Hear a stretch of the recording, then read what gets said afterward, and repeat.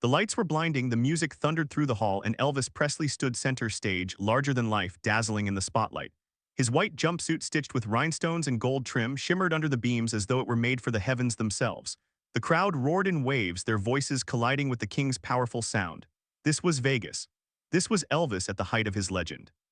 And then it happened. In the middle of a note, in the middle of a move that only Elvis could pull off, the fabric betrayed him. The sound of ripping wasn't loud enough to reach the back rows, but those up front saw it clearly. The iconic jumpsuit, the very armor that defined his stage persona, split wide open.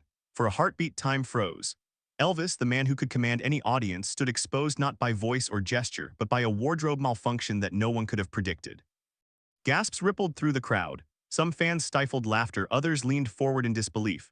For Elvis, that single tear in the fabric was more than a costume mishap.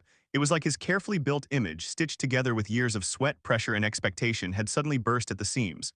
The king of rock and roll was supposed to be untouchable, flawless, almost superhuman. And now he looked human, he looked vulnerable. But before humiliation could swallow him whole, something shifted in the air. Because among the glittering audience sat a woman who knew Elvis in ways no one else did. She had seen him at his highest and his lowest.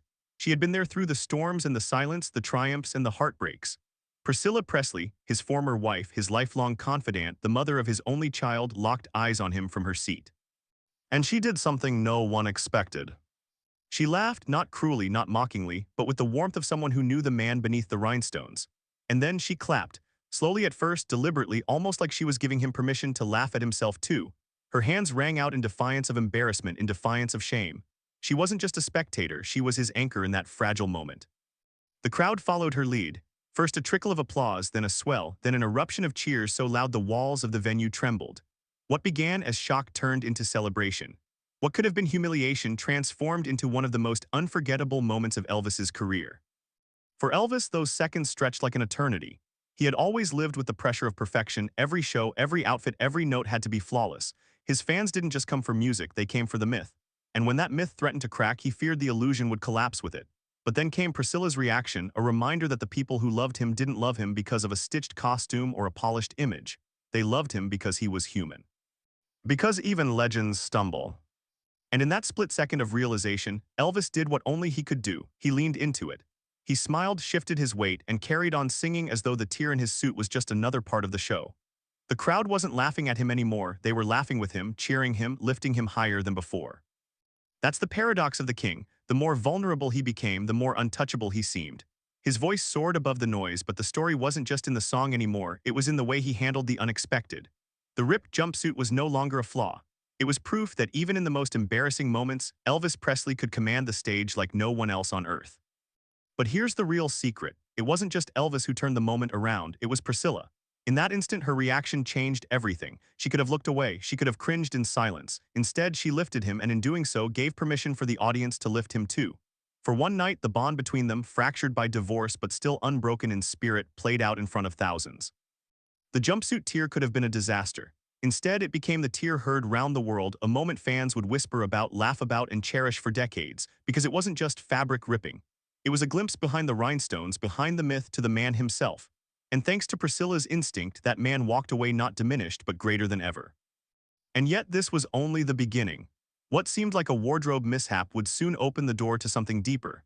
A story about pressure, perfection, and the hidden weight Elvis carried every time he stepped on stage. For the audience, the jumpsuit was magic. It shimmered like armor, turning Elvis into something almost otherworldly. But behind the rhinestones, behind the high collars and the capes, was a man who lived under crushing weight. Every night when Elvis zipped into one of those custom creations, he wasn't just putting on clothes, he was putting on expectation. The truth is, those jumpsuits weren't built for comfort. They were works of art, heavy with embroidery, loaded with gems, stitched tight to hug every inch of his body. They looked invincible, but they were fragile, and they demanded a body that could hold up under the spotlight. Elvis's body, though, wasn't always cooperating. Years of grueling performances, endless touring, and the strain of being Elvis had begun to take their toll. His weight fluctuated. His energy ebbed and flowed. Some nights he felt like the king. Other nights he felt like a man barely holding it together. And yet the pressure never stopped. In Vegas especially, there was no mercy. The city thrived on spectacle, on perfection. Every performance was judged, every rumor magnified, every flaw whispered across casino tables before the night was even over. Elvis knew that. He knew people came not just to hear him sing, but to witness a legend, a god in a rhinestone suit. If he faltered, if he slipped, if the mask cracked, it wasn't just embarrassment on the line, it was his entire myth. That's why the tear in the jumpsuit cut so deep. It wasn't just fabric splitting, it was his nightmare made real. To understand that moment, you have to understand the man inside the suit. Elvis had grown up poor, a kid from Tupelo who never forgot what it felt like to be overlooked, underestimated, invisible. The fame had given him everything, but it also demanded everything. Every time he walked on stage, he carried the weight of proving he was still worthy of the crown. The jumpsuit was more than clothing, it was a shield. Behind the glitter, he could hide the exhaustion, the heartache, even the loneliness that fame had carved into him. But when that shield split, when the illusion faltered, the world saw something raw, something Elvis had fought hard to keep buried: vulnerability. And make no mistake, he feared it. He feared letting the audience see the cracks. He feared disappointing the fans who believed in the invincible king of rock and roll. Because for Elvis, performing wasn't just about music, it was about validation. Every cheer, every standing ovation, every encore was proof that he was still the man the world had crowned. And if the cheers ever faded, if the myth ever shattered, he wasn't sure what would be left of him. That's why the stakes were so high that night. One ripped seam threatened to unravel more than cloth, it threatened to unravel the illusion, the very thing he had built his career on. But here's the deeper truth. Elvis had been living with that fear long before the jumpsuit incident. Behind closed doors, he struggled with fatigue, with his health, with the relentless demand to stay at the top. He was a man stretched thin, balancing the legend the world wanted with the fragile human he actually was. The costumes grew more extravagant, the shows more intense, as though the spectacle itself could distract from the strain he was under. That's why the silence after the rip felt so loud. For a split second, Elvis was forced to face what he had always dreaded, that the crowd might laugh, that they might see him not as a god but as a man. And in his mind, that was almost worse than failure. But here's the irony. The audience didn't turn on him. They didn't sneer at the flaw or walk out in disappointment. Instead, they roared with even more love than before. They didn't want a god in rhinestones. They wanted Elvis, the real man, and the tear gave them that raw, unpolished, unguarded. That night, the pressure of perfection clashed with the power of vulnerability. The suit might have split, but it revealed something stronger than rhinestones ever could. It revealed a man who kept singing, who refused to crumble, who showed the world that even legends bleed humanity. Still, the moment didn't erase the burden. If anything, it highlighted it. Because when the cheering finally settled, when the lights dimmed and the curtain fell, Elvis still had to carry the weight. The world would remember the torn jumpsuit as a charming story, a moment of levity. But for Elvis, it was a reminder of how fragile his image really was and how quickly the myth could crack. The pressure didn't disappear, the expectations didn't ease. If anything, they grew heavier. Because once the world saw that glimpse of vulnerability, they wanted more. They wanted the real Elvis, even as he struggled to give it. And he knew deep down that he couldn't hide behind the jumpsuits forever. So when that fabric split, when his greatest fear briefly became reality, the question wasn't whether Elvis could patch up the suit. The question was whether he could patch up himself. Would he crumble under the weight of the image he had built? Or would he find a way to turn the flaw into fire, the vulnerability into power? That answer, as it turned out, would come not from Elvis alone, but from the person in the audience whose reaction rewrote the story of that night. The stage was heavy with silence, that uncomfortable pause after the jumpsuit ripped. Elvis had steadied himself, but the moment hung like a weight in the room. Fans leaned forward, not sure whether to laugh, to clap, or to whisper about what they'd just seen. And then from the middle of the audience came a sound that cut through the tension like a lightning bolt. A single clap, slow, steady, confident.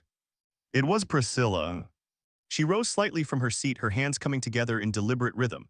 Not mockery, not pity, but a rallying cry. The woman who had once been his wife, who had lived in the shadow of his fame and shared in its costs, was now leading the audience by example. Her eyes never left him. She wasn't clapping for the jumpsuit or for the performance or even for the myth of Elvis Presley. She was clapping for the man. For the human being standing on that stage, exposed, vulnerable, and fighting not to let the moment swallow him. The ripple was instant. Fans around her began to join in. First a smattering of applause, then a rising tide of cheers. The hush that had threatened to choke the room was gone, replaced by an explosion of energy that shook the walls. People leapt to their feet, clapping, shouting, whistling. What had been embarrassment was now a celebration.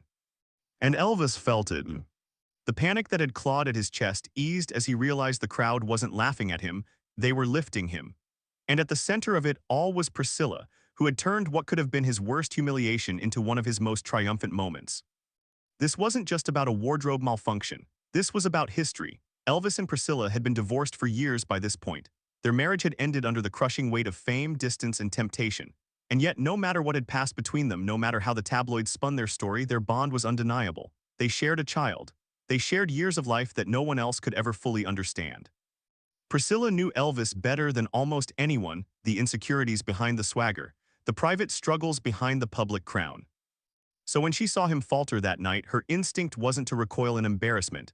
It was to protect him, to shield him not with words but with action.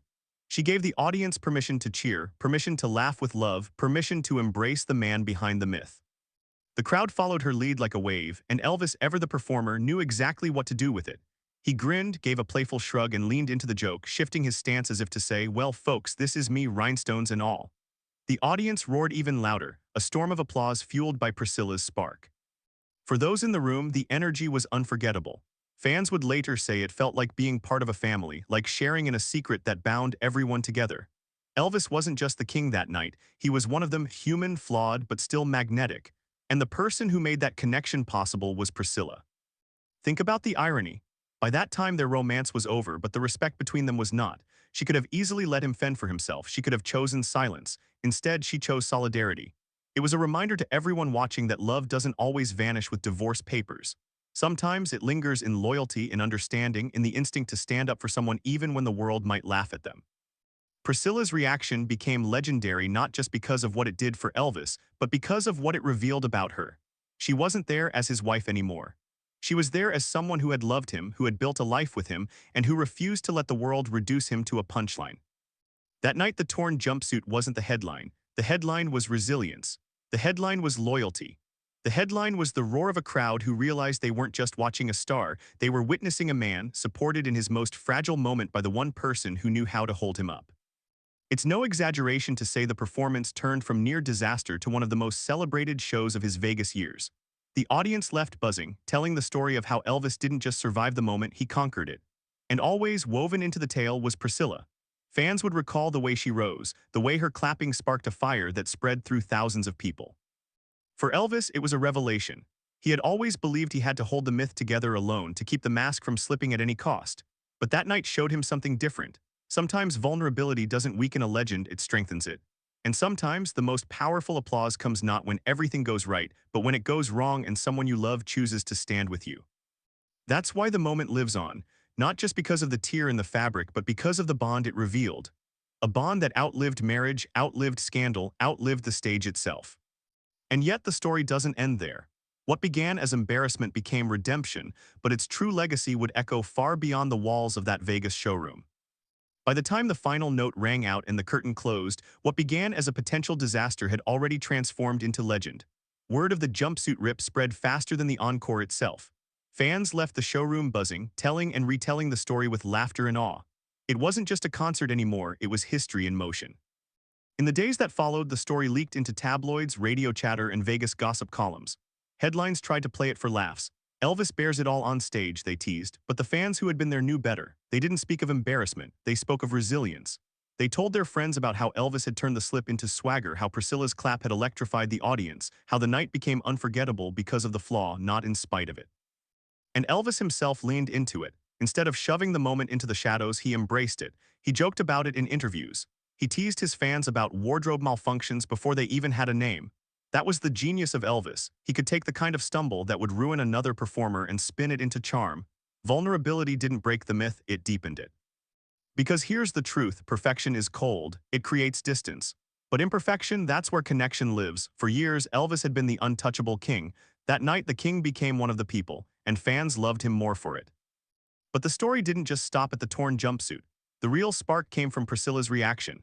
Fans told and retold how she had stood up, how she had clapped, how she had lifted him when he was seconds away from sinking.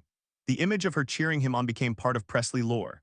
It showed the world that no matter the divorce, no matter the complications of their relationship, there was still a bond between them that couldn't be erased. To Elvis's followers, this wasn't just a funny mishap, it was symbolic. The jumpsuit represented the weight of expectation, the impossible standard he had carried for years. When it ripped, it was as if the pressure itself split open. And yet, instead of the audience rejecting him, they embraced him harder. The flaw turned into freedom. And isn't that the irony of legends? The very moments that threaten to destroy them are often the ones that make them timeless. For Elvis, the tear in the suit became proof that he didn't have to be perfect to be adored. He just had to be real. Over time, the jumpsuit rip was woven into his legacy the way only Presley stories can be, half truth, half myth, all magic. Some fans swore it was planned. Others claimed they saw him blush, saw the flicker of panic before the smile. But what no one argued about was the effect. Everyone agreed that night Elvis showed a different kind of strength. The strength to laugh at himself. The strength to keep performing when everything went wrong. The strength to accept love in his most vulnerable moment. And that, more than rhinestones, more than high collars, more than Vegas glamour, was what made him unforgettable. Because here's the lasting lesson: audiences don't remember perfection, they remember connection. They remember the moment a superstar revealed his humanity and the crowd chose to cheer instead of jeer. They remember a woman in the audience who refused to let the man she once loved be humiliated. They remember how Elvis Presley, in the middle of disaster, reminded everyone why he was the king. The torn jumpsuit didn't tarnish his image, it carved it deeper into history. And decades later, fans still talk about it, not with pity but with pride. They don't say, "That was the night Elvis failed." They say, "That was the night Elvis became even more real." It was the night vulnerability met loyalty, the night Priscilla stood tall, the night the audience roared not for the rhinestones but for the man himself. That, more than the music, more than the myth, is why the story endures. Because sometimes it's not the flawless notes or the glittering costumes that make a legend. Sometimes it's the rip. If this story gave you goosebumps, you're going to love what's coming next. Hit subscribe, tap that bell, and stay with us for more untold Presley moments, the scandals, the heartbreaks, and the triumphs that shaped the king. Don't miss the next legend in the making.